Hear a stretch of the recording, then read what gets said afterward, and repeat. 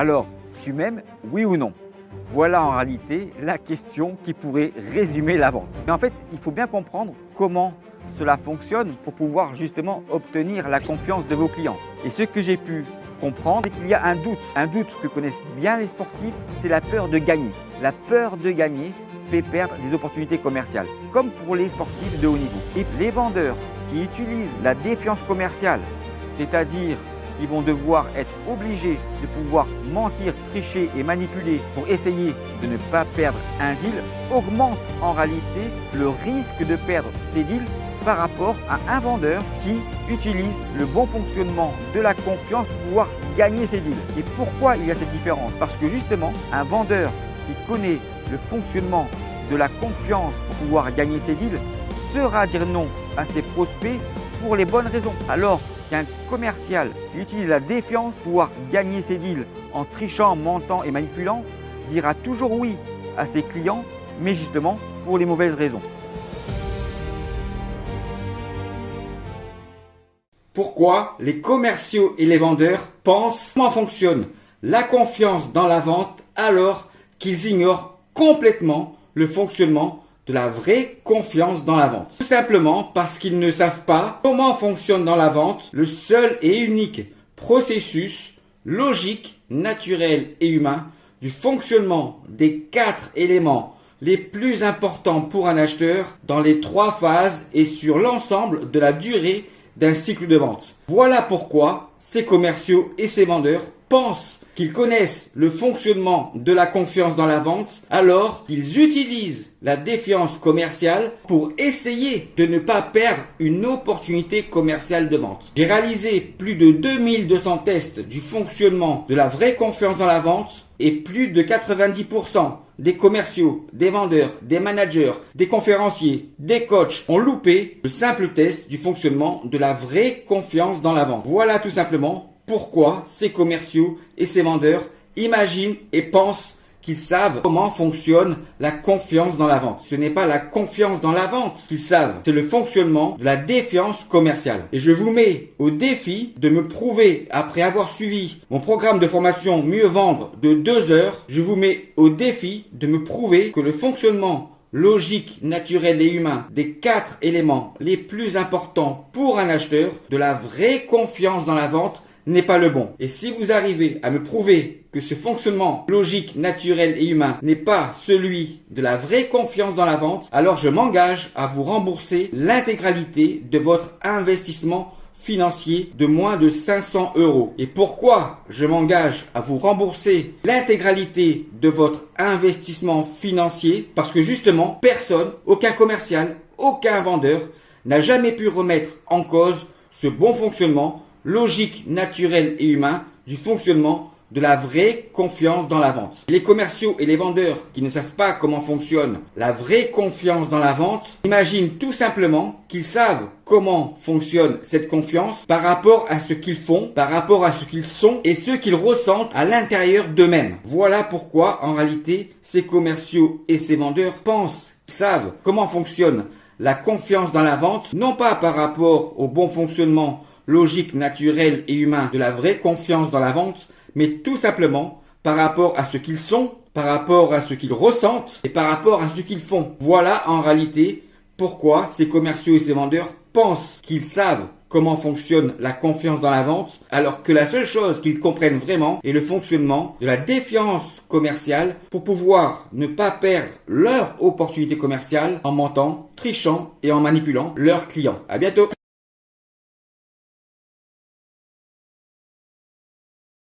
C'est trop cher, mais par rapport à quoi? Alors cette objection, c'est trop cher, vous avez sûrement dû l'entendre plusieurs fois. Et on a dû sûrement vous apprendre que la meilleure question à poser à vos prospects lorsqu'ils vous disent c'est trop cher, vous allez devoir répondre par une question, c'est-à-dire c'est par rapport à quoi? Vous n'avez pas marre d'entendre vos prospects vous dire c'est trop cher, de voir à travers l'utilisation des différentes techniques de vente que vous avez appris, leur répondre, mais par rapport à quoi? Vous n'avez pas marre d'entendre ça et de répondre toujours ça? Alors je vais vous donner les raisons pour lesquelles les prospects vous disent que c'est trop cher et que vous répondez toujours mais par rapport à quoi? Alors, bien sûr, j'aurais pu vous dire que lorsque un prospect vous dit c'est trop cher et que vous répondez mais par rapport à quoi? Bien sûr, dans les techniques de vente, on va vous demander de requalifier, de revenir en arrière dans votre cycle de vente, dans votre phase de découverte, pour opposer des contrôles,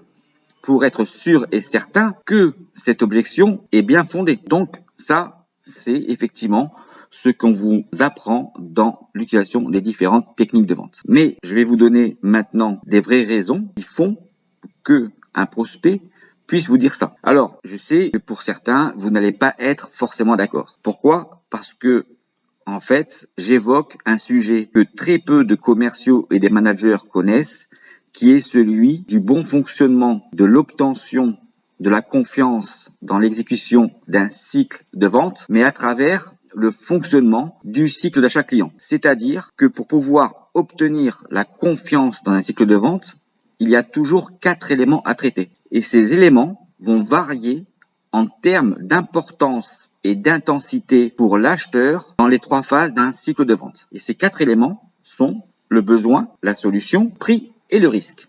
Alors, les raisons qui font que un prospect puisse vous dire cela après votre phase de démonstration est tout simplement parce que, et j'ai posé des questions sur LinkedIn à ce sujet auprès des commerciaux et des managers, de savoir quels étaient parmi les 4 éléments du bon fonctionnement du cycle d'achat client pour pouvoir obtenir la confiance d'un cycle de vente les plus importants dans la phase de découverte. Et donc pour 47% des personnes, les 2 éléments les plus importants sont le besoin et la solution. Pour 16% d'entre eux, les 2 éléments les plus importants dans la phase de découverte sont le risque et le besoin. Et pour 9% d'entre eux, c'est le budget et le risque. Alors, j'ai voulu être certain que, effectivement, le besoin et la solution étaient bien pour eux les 2 éléments les plus importants. J'ai reposé une question sur LinkedIn un petit peu différente. Vous pensez que pour pouvoir gagner un deal, les 2 éléments les plus importants sont bien le besoin et la solution. Et 100% des personnes ont répondu que dans la phase de découverte, le besoin et la solution sont les 2 éléments les plus importants. Alors, je ne suis pas là pour vous dire que de ne pas connaître et comprendre le fonctionnement du cycle de chaque client va vous empêcher de vendre. Par contre, je peux vous dire que de ne pas connaître le bon fonctionnement du cycle de chaque client pour pouvoir obtenir la confiance et réussir à vendre en n'utilisant que les techniques de vente, sûr et certain, vous avez un taux d'échec d'au moins 2 sur 3 dans le traitement de vos opportunités commerciales. Alors le dernier conseil que je peux vous donner par rapport à ça est tout simplement que le meilleur moyen de traiter une objection est qu'elle n'arrive jamais. Je vous souhaite à tous et à toutes une excellente journée et je vous dis au revoir.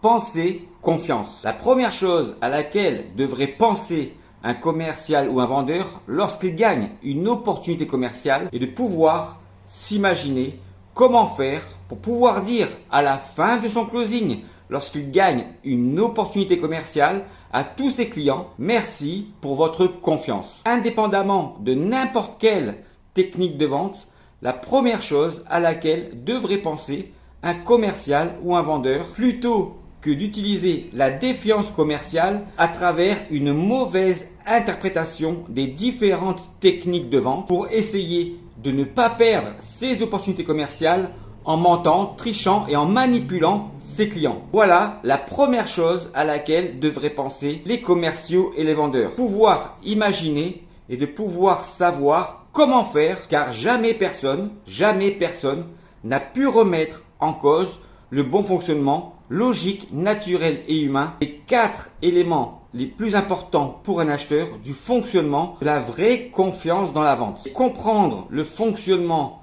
de la vraie confiance dans la vente est vraiment tout sauf de l'arrogance commerciale. C'est justement le fonctionnement logique, naturel et humain de la vraie confiance dans la vente qui va pouvoir vous donner confiance en vous pour justement savoir ce qu'il faut faire pour pouvoir dire à la fin de votre closing à tous vos clients, merci pour votre confiance. À bientôt. Alors, qu'est-ce que la vente? On rend service aux clients, à l'entreprise. C'est pouvoir vendre un produit, qu'il soit bon ou mauvais. La préoccupation La préoccupation essentielle, c'est quoi? Savoir ce que le client attend. C'est Dieu. Dieu tout-puissant. Et qui est Dieu? Le patron. Je vais t'en mettre une, tu vas voir, ça va être le produit.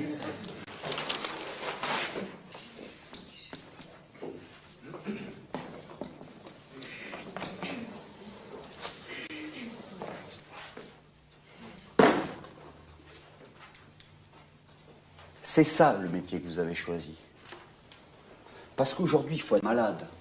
J'ai pas dit qu'il fallait être débile au profond, j'ai dit qu'il fallait être malade.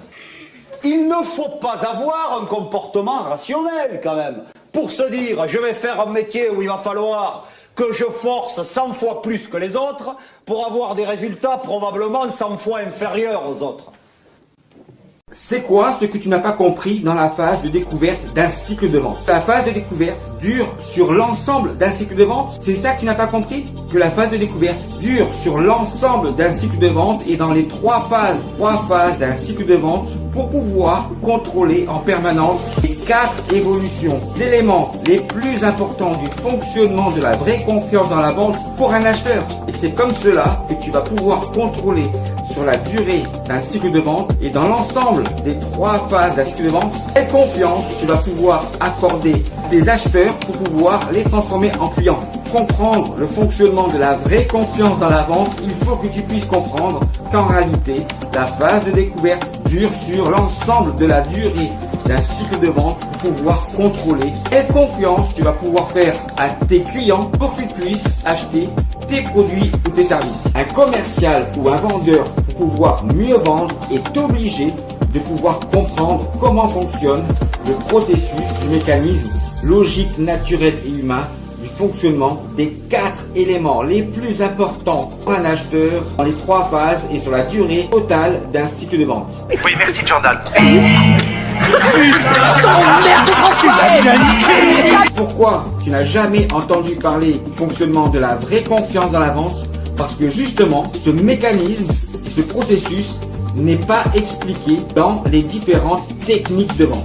Il faut d'abord que tu saches que jamais personne n'a pu remettre en cause et en considération ce fonctionnement logique, naturel et humain de la vraie confiance dans la vente.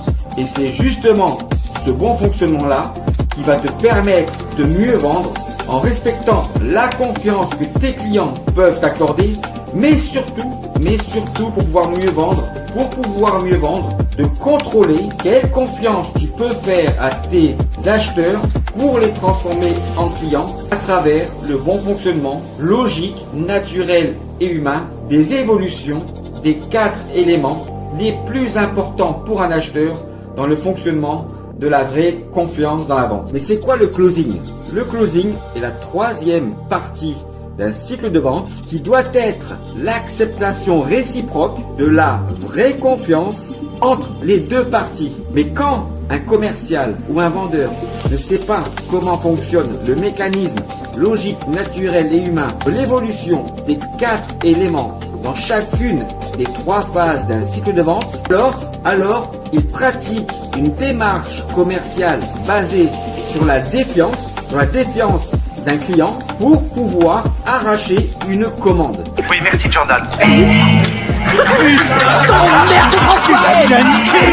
Voilà ce qu'il se passe pour les commerciaux et pour les vendeurs qui ne savent pas comment fonctionnent les 4 éléments du fonctionnement de la vraie confiance dans la vente. Et pour pouvoir closer un deal, ils pratiquent la défiance commerciale pour pouvoir juste arracher une commande. Jean-Marc, je comprends rien à ce que tu racontes sur le fonctionnement de la confiance avec les 4 éléments les plus importants pour un acheteur dans le fonctionnement de la confiance. Je comprends rien.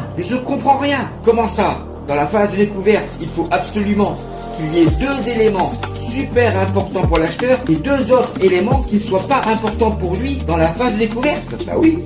Comment ça? Je comprends rien. Et pour gagner une opportunité, il faut que dans le closing, il y ait 2 éléments super importants pour l'acheteur et 2 éléments qui ne soient pas importants pour lui dans le closing. Mais oui, c'est quoi ça? C'est n'importe quoi. Ben non, c'est n'importe quoi, je comprends rien. Je comprends rien à ce que tu racontes sur le fonctionnement de la confiance de la vente. Ah bon? Et pourquoi? Je comprends rien. C'est quoi cette histoire du fonctionnement des 4 éléments les plus importants du fonctionnement de la confiance dans la vente? Ben c'est le fonctionnement de la confiance dans la vente. Mais c'est juste le fonctionnement logique, naturel et humain de la confiance dans la vente. Et non, je comprends rien. Pour qu'un client puisse acheter, faut que un des 2 éléments qui sont les plus importants pour lui dans la phase de découverte soit également un des 2 éléments les plus importants pour lui dans le closing. Mais oui, je comprends rien. Pourquoi en plus, parmi les 2 éléments les moins importants pour lui dans la phase de découverte, il faut absolument qu'il y en ait un des 2 qui soit pour lui les plus importants dans le closing. Mais oui, c'est comme ça que fonctionne la confiance dans la vente. Jean-Marc, on ne comprend rien sur ce que tu racontes du fonctionnement de la vraie confiance dans la vente. Ah bon? Mais alors, si tu comprends rien sur ce que je raconte sur le fonctionnement logique, naturel et humain des 4 éléments les plus importants pour un acheteur dans le fonctionnement de la vraie confiance dans la vente, alors explique-moi toi comment fonctionne le mécanisme de la confiance quand tu arrives à vendre sans comprendre comment fonctionne ce mécanisme logique, naturel et humain. Non, ne m'explique pas. En réalité, si pour pouvoir réussir à vendre sans comprendre comment fonctionne le mécanisme logique, naturel et humain des 4 éléments les plus importants pour un acheteur dans l'ensemble des phases et de la durée d'un cycle de vente, si tu arrives à vendre, cela veut dire que pour réussir à vendre, tu es obligé de mentir, de tricher et de manipuler ton client. Mais Jean-Marc, tu n'as pas le droit de dire ça. Comment ça, je n'ai pas le droit de dire ça? Puisque pour pouvoir réussir à vendre, il faut bien utiliser le fonctionnement de la confiance. Jean-Marc, arrête, tu n'as pas le droit de dire ça. Je n'ai pas le droit de dire ça? Ah ok, j'ai pas le droit de dire ça. Alors explique-moi plutôt, toi qui sais comment réussir à vendre, mais sans comprendre comment fonctionne le mécanisme logique, naturel et humain de la confiance dans la vente, explique-moi plutôt pourquoi tes opportunités ne sont jamais justes et fiables dans ton CRM. On ne sait jamais, sur un malentendu, ça peut marcher. Voilà la dernière question que j'ai posée sur LinkedIn pour savoir combien de questions les vendeurs, les commerciaux posaient à leurs prospects pour identifier une vraie opportunité commerciale de vente. Et les autres réponses étaient 0 question, la deuxième réponse était 1 question et la troisième réponse était plus de 10 questions. Et 100% des répondants qui ont bien voulu participer à ce questionnaire ont répondu que pour pouvoir identifier une vraie opportunité commerciale, ils posaient plus de 10 questions à leurs prospects.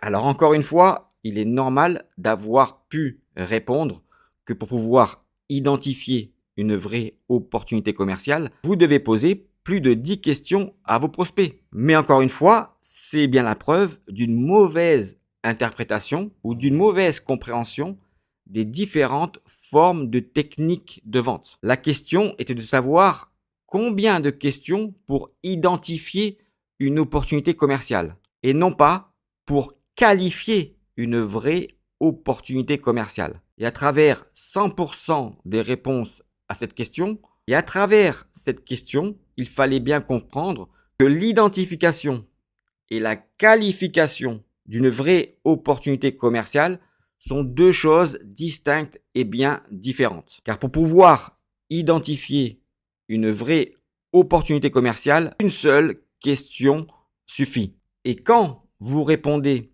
que pour pouvoir identifier une vraie opportunité commerciale de vente, vous confondez en réalité le fait de pouvoir qualifier correctement dans l'ensemble des 3 phases d'un cycle de vente les 4 éléments les plus importants pour un acheteur que sont ses attentes, son budget, la solution et le risque. Et de pouvoir mesurer dans l'ensemble des 3 phases d'un cycle de vente un écart de situation entre ces 4 éléments et les questions que vous posez à votre interlocuteur pour pouvoir identifier une vraie opportunité commerciale. La qualification des attentes fonctionnelles et techniques ne permettent pas d'identifier une vraie opportunité commerciale de vente. Ce qui permet d'identifier une vraie opportunité commerciale de vente et de comprendre un écart de situation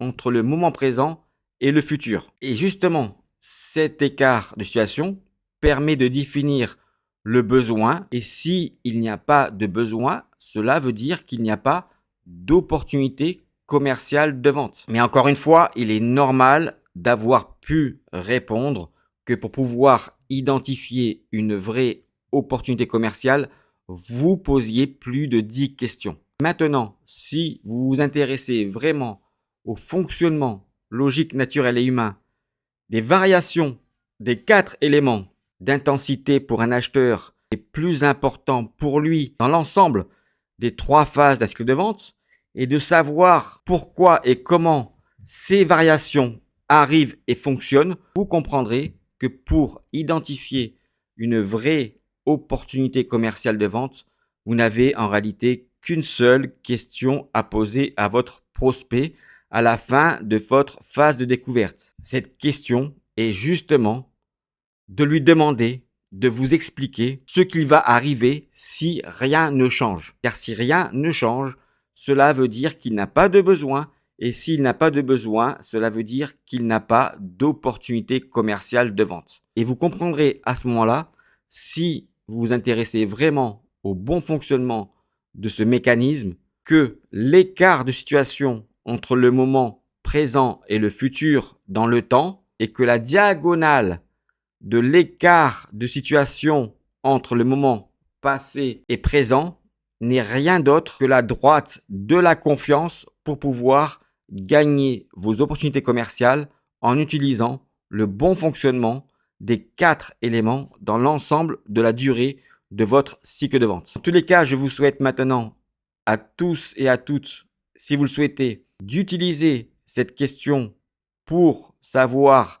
s'il existe chez vos prospects une vraie opportunité commerciale de vente. Dans ma prochaine vidéo, je vous expliquerai comment vous pouvez utiliser les 4 éléments les plus importants pour un acheteur dans l'ensemble des 3 phases d'un cycle de vente pour réussir vos négociations commerciales. À bientôt. Alors, on est gagnant à coup sûr. D'accord, je marche. J'en prends pour 4 000 $, je peux le faire. Merci de votre confiance. Tu souhaites vraiment savoir ce qu'est le closing de vente? Savoir closer un deal, c'est savoir donner l'envie à ton client de ne pas lui donner envie d'avoir un autre choix que celui de pouvoir te faire confiance. Savoir poser les bonnes questions à un client et de savoir si les réponses de votre acheteur sont bien en relation avec les niveaux d'importance des 4 éléments les plus importants que doivent avoir pour lui dans les 3 phases d'un cycle de vente et dans l'ensemble de la durée d'un cycle de vente pour que vous puissiez contrôler avec vos questions, si vous pouvez lui faire confiance pour qu'il puisse acheter votre produit, votre service ou votre solution. En contrôlant le niveau de confiance que tu peux lui accorder pour qu'il puisse arriver à faire cela. Bonne question pour un commercial ou un vendeur est de savoir si les réponses sont bien toutes en relation avec les 4 éléments du fonctionnement de la vraie confiance dans la vente, dans les 3 phases et l'ensemble de la durée d'un cycle de vente. Le closing de vente est simplement le fait de ne pas laisser à ton prospect un autre choix que celui de te faire confiance.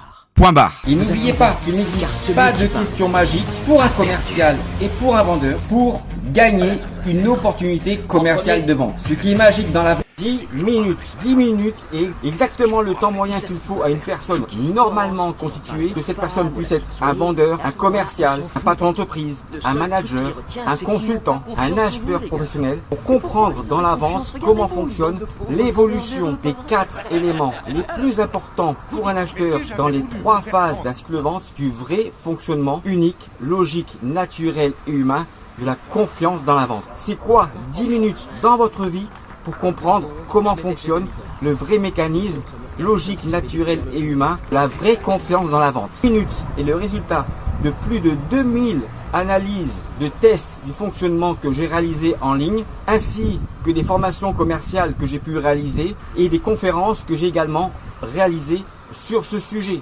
pour comprendre qu'en réalité 10 minutes est le temps moyen qu'il faut à n'importe quelle personne normalement constituée pour comprendre comment fonctionne la vraie confiance dans la vente.